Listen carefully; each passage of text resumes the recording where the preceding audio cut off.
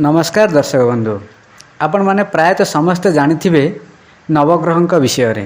मनीष जन्म समय रे तांकर राशि निरूपण करा जायथाय। समुदाय 12टी राशि अछि आउ ए 12टी राशि को नवग्रह भोग करिथांती। केवल मनीष नुहे समग्र सृष्टि को एही नवग्रहंकर दृष्टि द्वारा ही परिचालित होइताय। दिन राति नवग्रहंक द्वारा ही होइताय। एही नवग्रहंकर सुदृष्टि जहाँ ऊपर पड़िथाय से कौनसी काम भी सफल होई पारे। आ जदि ये नवग्रह मध्य कौन ग्रहर कुदृष्टि पड़े ताले बहुत दुख कष्ट जीवन में आसी था। यही वर्ष गणेश पूजा 7/9/2024 शनिवार दिन पड़ुअछि। यही गणेश पूजा दिन यही नवग्रहंकर सबु आशीर्वाद पाइबापी एवं परिवार उपर सुदृष्टि रही एक छोटिया उपायटी कहवा जाऊँगी। ये उपायटी आपण संपूर्ण भाव में देखंतु एवं निजे करंतु, तापरे निजे जानबे आर फलाफल केमिति। यही गणेश को आपण देखुचंती, यह कौन साधारण गणेश फोटो नुहे। यह से नवग्रहंकर नवदान्य अर्थात प्रत्येक ग्रहंकर अलग अलग कलर रही एवं अलग अलग दाना अलग अलग ग्रहंक रही अछि। नवग्रहंकर 9 दाना रही अछि नवदान्य। से नवदान्य तैयारी यही गणेश मूर्ति। जदि गणेश पूजा दिन यही नवदान्य गणेश को घरे आपण माने विधि विधान हिसाब से पूजा पाठ करती, संपूर्ण वर्ष सारा बा सबुदिन कहले चले से घरे परिवार उपरे सबु सदस्य उपरे नवग्रहंकर सुदृष्टि पड़ता है।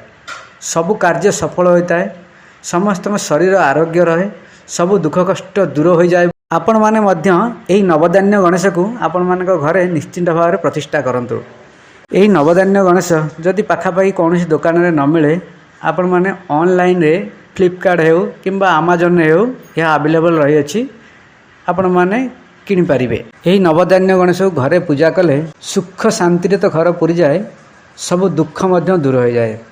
कहीं गणेश होउचती दुख हर्ता सुखकर्ता एवं विघ्न विनाशक, सबु बाधा विघ्न से दूर कर दे थांती। तेणु आपण मानकु मोर एही छोटिया अनुरोध, आपण माने समस्ते निश्चित भाव चेष्टा करंतु एही नवदान्य गणेश एही वर्ष निज निज घरे पूजा करिया पाइका। एही गणेश को पूजा कला बेले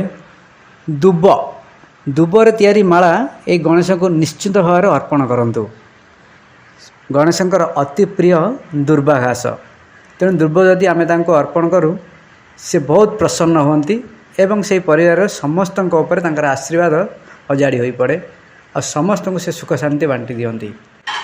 गणेशंकर मुख्य प्रसाद खसा लड्डू किंबा मिठाई लड्डू, या पर भी आपण जेकोसी फलमूल भोग करें, किंतु दुब घासर माला निश्चित भाव में गणेश को प्रदान करेंगे।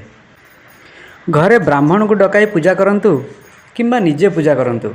जदि निजे पूजा करुवे मंत्र रे किछि भूल रहीगले मध्य आमे क्षमा प्रार्थना कले भगवान क्षमा कर दियंती। किंतु जदि आमे संपूर्ण पूजा न करिबा, आम दुख कष्ट न जणैबा, ताले से किपरि शुणिबे। तेणुकरी मोर बारंबार अनुरोध, निश्चित भाव में घरे ये गणेश मूर्ति को यही वर्ष प्रतिष्ठा करंतु, तांकर पूजा अर्चना करंतु, समस्त सबु दुख कष्ट पाखे जनातु, देखंतु केमिति आपन फीलिंग होची। किछि न परे ये वीडियो रे कमेंट करी लिखंतु। जदि वीडियोटी भल लागुची आपन संपर्क को निश्चित भाव में शेयर करंतु, लाइक करंतु एवं कमेंट करंतु। जदि प्रथम थर पई एही चैनल रे आसीचंती तेबे चैनल टी को सब्सक्राइब कर दियंतु। एहीपरि बहुत नुआ नुआ तथ्य जानिबा पई। गणपति महाराज समस्त परिवार सबु दुख कष्ट दूर करी सबु सुख समृद्धि रे भरी दियंतु, एतिकी प्रार्थना।